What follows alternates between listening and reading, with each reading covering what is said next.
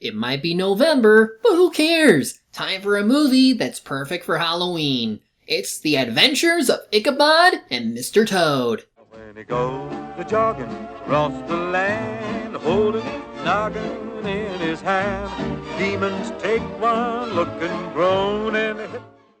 Well, technically only one segment of this movie is.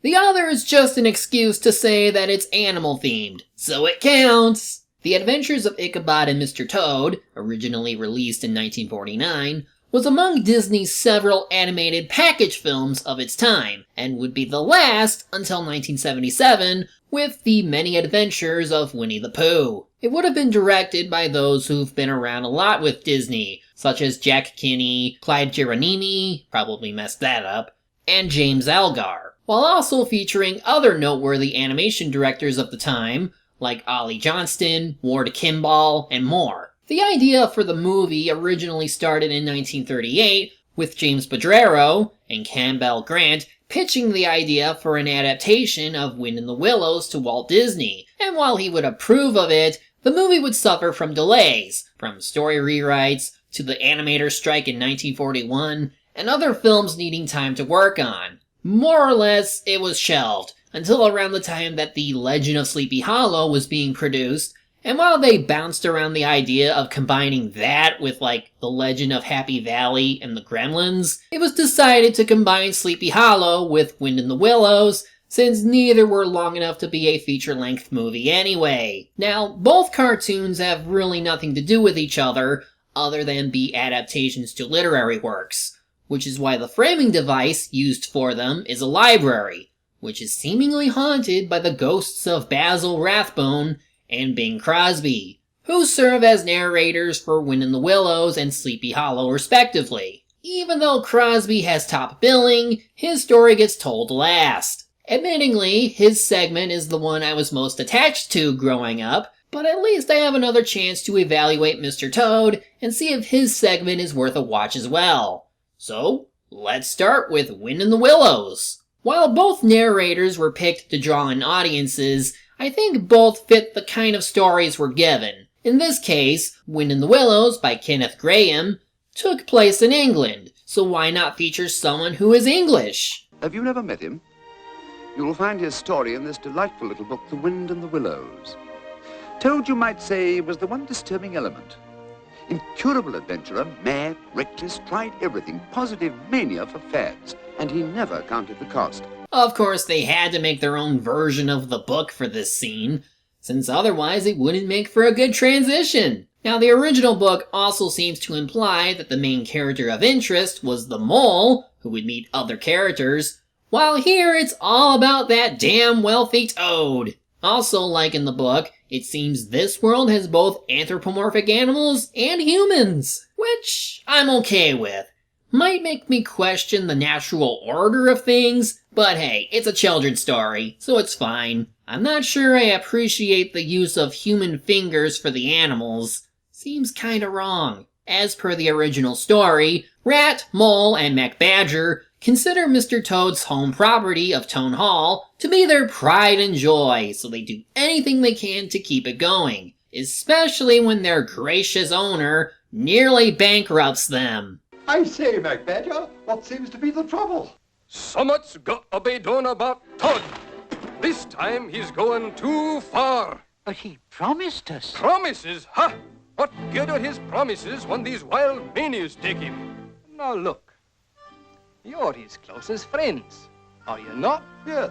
Very dear friend. Then, lads, you got to find Todd and stop him. So, this is essentially Interventions, the movie, featuring a cranky old badger and a Sherlock Holmes and Watson duo. That's what they look like to me. These two seem like caricatures for Holmes and Watson. But now it's time to meet the maniac star himself, voiced by the late Eric Blore.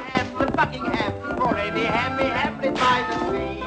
Oh, are we on our way to Devonshire, to Lancashire, or Worcestershire? I'm not so sure, we'll have to wait and see. Oh, are we on our way to Dover, or flying merrily over the jolly old road that goes to Plymouth? Oh, no!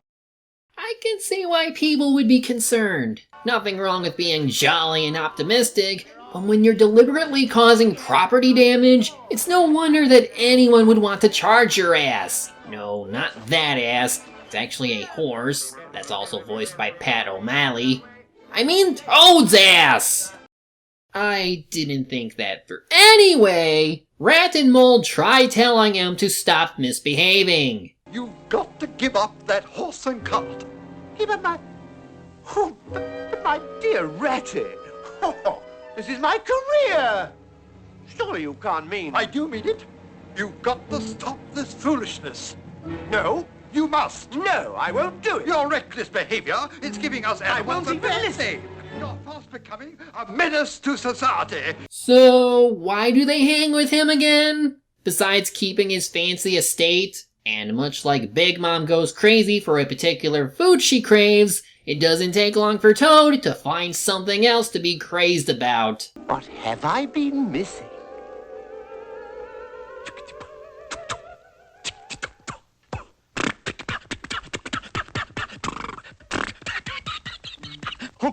Ratty, it isn't. He hasn't. It is, and he has. A new mania. Motor mania. Mania. That's it. That's what it was, a positive mania. Except when Toad gets mania, things just get wrecked. When Big Mom gets her form of mania, people die. They try to keep him under house arrest, but that doesn't work. And of course, Toad was willing to do anything to get him a motor car. To get a motor car, even if he had to beg, borrow, or...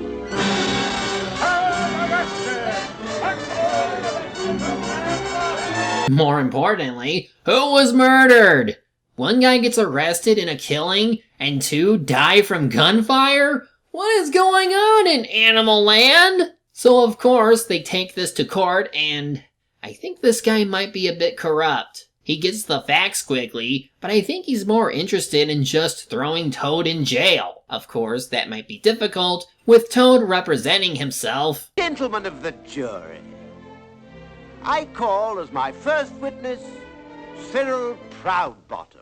Are you acquainted with the defendant, J. Thaddeus Toad? Lord love it, don't you? Yes. He's one of the jolliest chaps I've ever run across. And simply tons of money. Good fellow, eh? Throws it away.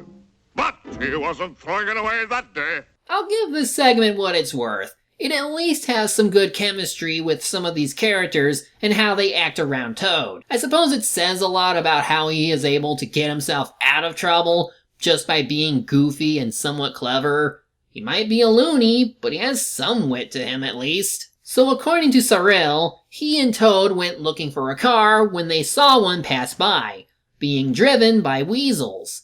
Not thinking it was stolen, he went to inquire on who owned the car from the barkeeper, Winky, voiced by Oliver Wallace, who also scored this and many other Disney films at the time, and who seems to be as shady as these weasels. Then Toady drawed up a paper with almost incredible speed, and he called on old Winky, the barman, to pop over and witness the deed. Now, the governor's not a bit stingy. He never does anything small. The weasels gave him the red motor car, and he gave the weasels Toad Hall. Yes, he was so desperate to get that car that he literally traded the deed to Toad Hall to get it. It's like trading your house for something that won't house you. Like, what were you thinking? But he thinks that by calling in Winky, since he signed the deed as a witness, he'll be able to get off just fine. Just tell the court what actually happened. Well, Governor, you tried to sell me a stolen motor car. That's a deliver a lie, you monkey-faced little rumpot. No! I'm in frames! Let me go! Help! Help! Help! And this is why you don't ignore your friends' advice. Even his friends try appealing to every court possible, but they fail, and Toad is to spend 20 years in London Tower. Poor Toad. Alone with the memories of his wasted life. What a fool he'd been. With many a pang he recalled the kindly face of Angus MacBadger and his sage advice so often scorned. A tear for Moley, too, for his loyalty, his sympathy, his understanding. And Toad wept for Rat, and all those little lectures so often laughed at. Within the dark confines of his miserable cell, a new Toad was born. A reformed Toad, a repentant Toad. Quite the 180, but I get it. The question is, what's he gonna do about it? Well, in the book, he would be helped by the Gowler's daughter, who would give him clothes to disguise himself as a washerwoman. But here, he's aided by Cyril, disguised as his grandmother, and well... He's just put on this natty little costume and... Alas, for good intentions. Toad was incurable. One whispered word, and all his high resolve vanished in the mad whirl of this new adventure, this new mania. Escape! Never change, you crazy Toad bastard. Gotta love the atmosphere going on here. That nice fog effect as Toad tries running from the law amidst well-drawn backdrops, before leading to a high-speed train chase with a well-timed score. It's just a really fun scene that reminds me of older Disney cartoons that time their score with what's happening on screen. Anyway, he evades the police but nearly drowns in the process, soon to arrive at Rat and Mole's Christmas dinner, hoping for shelter. Rat, thinking the police are outside, and wants Toad to face them for his crime. But it's actually MacBadger. He tells them that the leader of the Weasels is in fact Winky. In the book, they were supposedly led by an unnamed Chief Weasel, but in any case, knowing he has the deed, they need to get it back to prove Toad's innocence. So they sneak into Toad Hall, the only way they know how, through a secret passage, and do whatever kind of sneaky cartoon antics they can to get that deed back. They almost succeed, but a guard found the secret passage and intervenes. Oi! Get him, you bloke! Get him!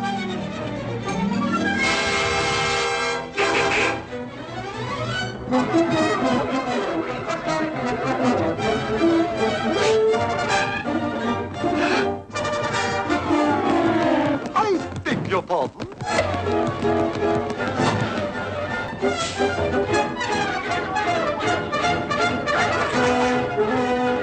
God, I miss seeing old cartoons with narrative and shenanigans. But even after all that, they only managed to escape with no deed in hand.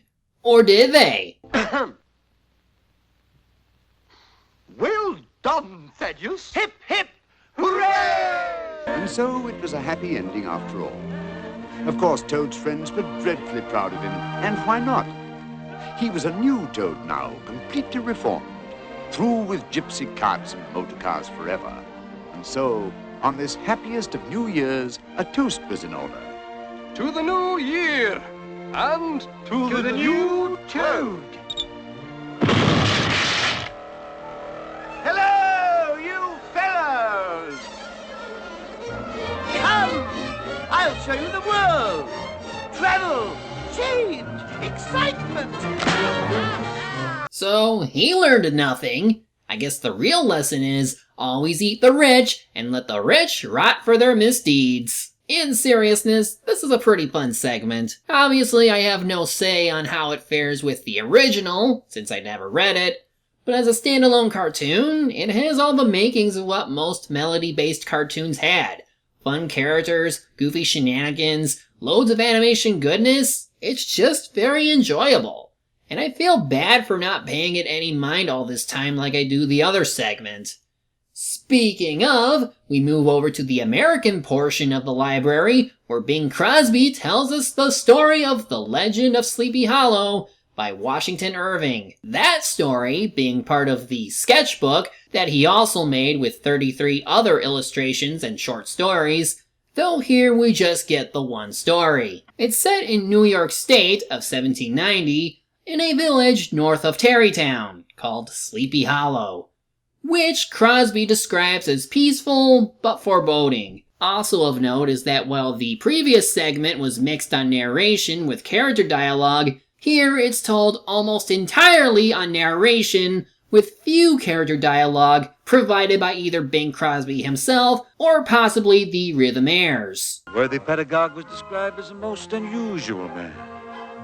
To see him striding along, one might well mistake him for some scarecrow eloped from a cornfield. He was tall, but exceedingly lank. His head was small and flat on top with a long snipe nose.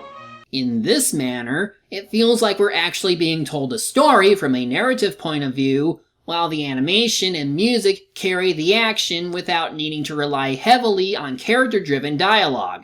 It's a nice change of pace, especially since we're going from a fun little cartoon with cute animal characters to a spooky story about a skinny guy about to be spirited away or something. But it wouldn't be Sleepy Hollow without our other main character, Abraham Van Brunt, better known as Brom Bones.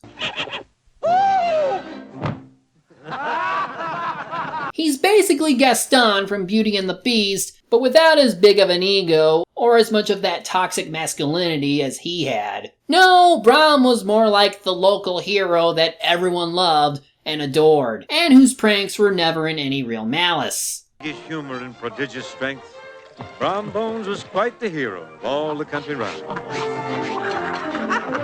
But his popularity might soon be in question. Odds bodkins, gadzooks. Look at that old spook of spooks. Who's that coming down the street? Are they shovels or are they feet? Mean and lanky. Skin and bone, with clothes the scarecrow would hate to own. If they're this shocked, imagine what would happen if they met Belle. Apparently he's their new schoolmaster. But what's his name? Ichabod, Ichabod Crane.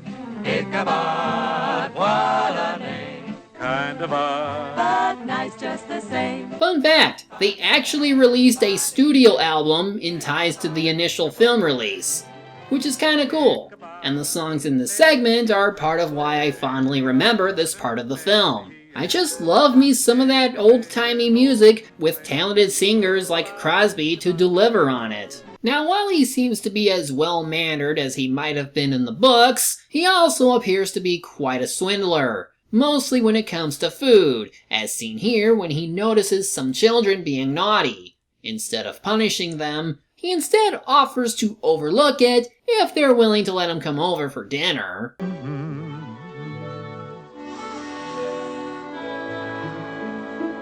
Also, when he attempts to bring more culture to this town by teaching some of the women to sing better, only for Brom to play a prank on him. Boom, boom, boom.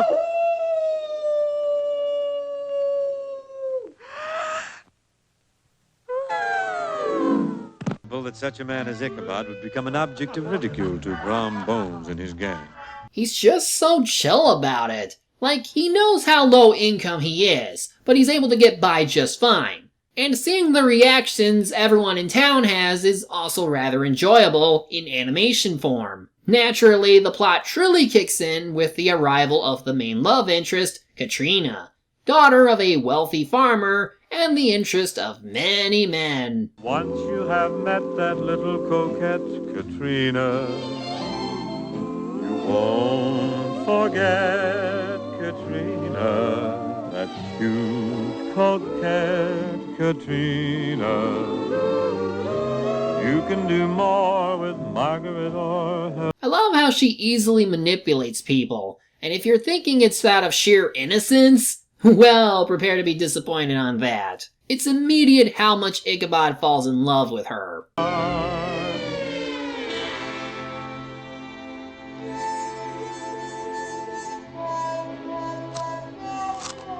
Now there was no doubt the fair Katrina was the richest prize in the countryside, and the schoolmaster, being an ambitious man, at once began to fill his mind with many sugared thoughts and hopeful suppositions.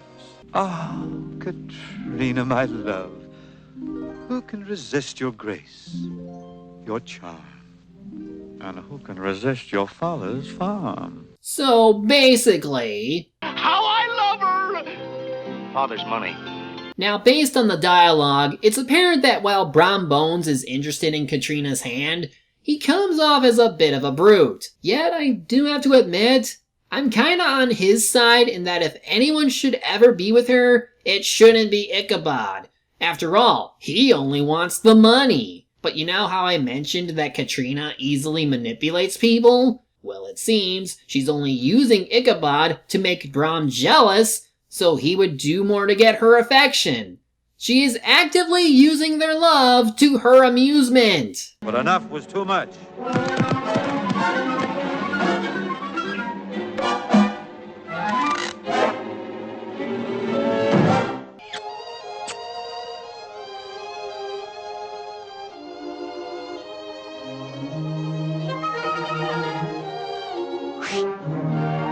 I mean, it is amusing seeing how these two compete with each other, especially since this is an old Disney cartoon. But knowing who is in control makes me think that Katrina is actually the real antagonist in this movie, despite what happens later. So, Ichabod is incredibly lucky, while Brom is incredibly screwed. And of course, Katrina invites everyone over to her Halloween party, ensuring that Ichabod comes with a personal invite. So gaily bedecked, nobly mounted upon a horse he had borrowed for the occasion, Ichabod issued forth like a knight-errant of old to keep a tryst with his lady fair. Wow. So once again, Ichabod outshines Brom, who is forced to sit with the one fat woman in town. Even though they were nice enough to make the heavy eater joke on the skinny person, they still have to treat the fat character like a joke.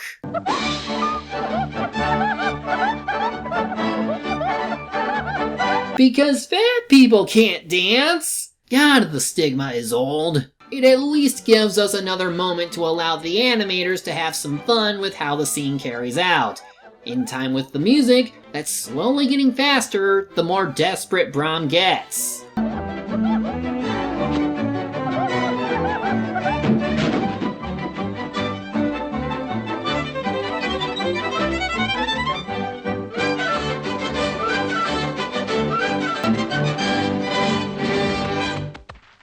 There was no doubt that Ichabod was the man of the hour. Brom knew that he must concede his rival still another victory. But of course, as we approach the third act, a reminder that Ichabod is a firm believer of the supernatural comes into play again, and Brom decides now is a good time to use that fact. Thus, we get my favorite, most memorable moment in the movie. That song. Just gather round and I'll elucidate on what goes on outside when it gets late. Long about midnight, the ghosts and banshees, they get together for their nightly jamboree. There's things with horns and saucer eyes, some with fangs about this size. Some are fat and some are thin. And some don't even wear their skin. Who invited Anton Ego to the party? Anyway, continue. Telling you, brother, it's a frightful sight to see what goes on Halloween night.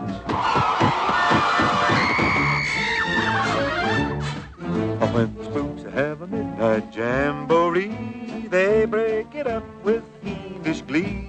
Ghosts are bad, but the one that's cursed is the headless horseman. He's the worst. That's why he's mine on Halloween night. Now, it could be my appreciation to Bing Crosby's voice and the use of the rhythmaires, but the way Brom sells us on how terrifying this headless horseman guy is, as like the worst spook that even other spooks are afraid of, seems in line with his character, and it's delivered spectacularly. If there was any part of this movie that could be remembered for all the right reasons, it would be this. From its haunting look, the spooky melody, and the frightened reactions from Ichabod and the other guests, this is a major highlight in Disney's old animated catalog. You can't reason with a headless man.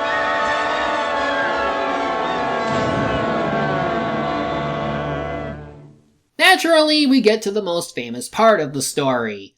It starts with Ichabod trying to get back to the schoolhouse, guess he didn't think to go home with everyone else, and seeing him paranoid almost makes me feel bad for the guy. Sure, he was pretty greedy, but does he really deserve this? Well, after a long, drawn-out scene of paranoia and build up to what looks to be a false alarm, we finally get the main attraction.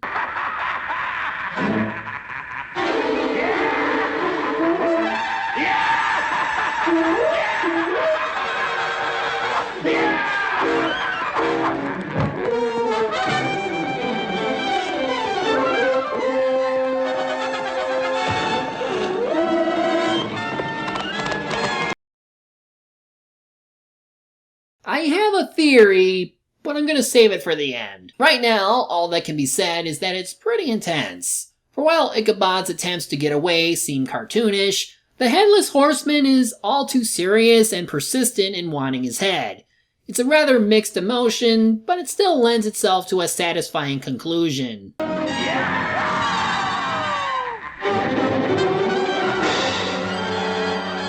And this is why you always duck. So it goes without saying, but Ichabod is presumed dead, and Brom finally marries Katrina. They do at least mention a rumor that Ichabod is alive somewhere, but of course the good Dutch settlers refused to believe such nonsense. For they knew the schoolmaster had been spirited away by the Headless Horseman. although, if they were gonna say he was still dead, why make a scene of him alive and with a family? Now comes my little theory. In their part of showing him alive, perhaps this was all just one big prank that Brom Bones set up, where he was the horseman, and he only did this to scare Ichabod out of the county. Sure, he was overdoing it a lot, but if we are to assume he didn't intend to kill Ichabod, then alright. I say it could have been Brom the whole time, since like the horseman, he also has a black horse. Brom could have also just made extra work to hide his head under the suit, even when Ichabod got a look in there through the darkness. Also, this would coincide with the original book in how he seemingly knew more than he chose to tell. So one could assume he was the one who did it. Now, while still thinking it was him, it's possible he may have truly gone over the edge and killed Ichabod, in which case the somewhat brutish prankster has cold blood on his hands and the story just got a whole lot darker. Or, given the final image of the horseman holding a skull, maybe this really was the horseman, and Brom was just awfully lucky that his story got Ichabod to encounter the horseman. On coincidence. Still, it's the kind of ambiguous ending that makes this segment a perfect endpoint to the movie. And what a movie it was! We started out light, with a manic toad who didn't know any better, and ended on a spooky note with a possible death, befitting to the spirit of Halloween. Both had some good animation, for the most part, and even when put together, they make for a good double feature. Both narrators are pleasant to listen to, and the acting and songs are as classic Disney as it can get. I easily recommend this movie. It is a sheer delight. I'm really happy to have revisited. It did not disappoint me at all. And with that, we end the October videos. Next time, we finish up Slayer's Try, and after a short convention break, I'll begin the December reviews. Until then, I'm the Media Hunter. Media's my...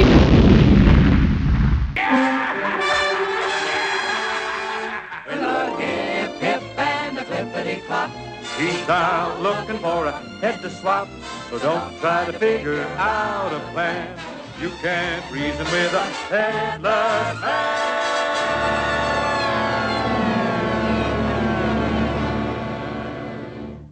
Man, I'm getting out of here.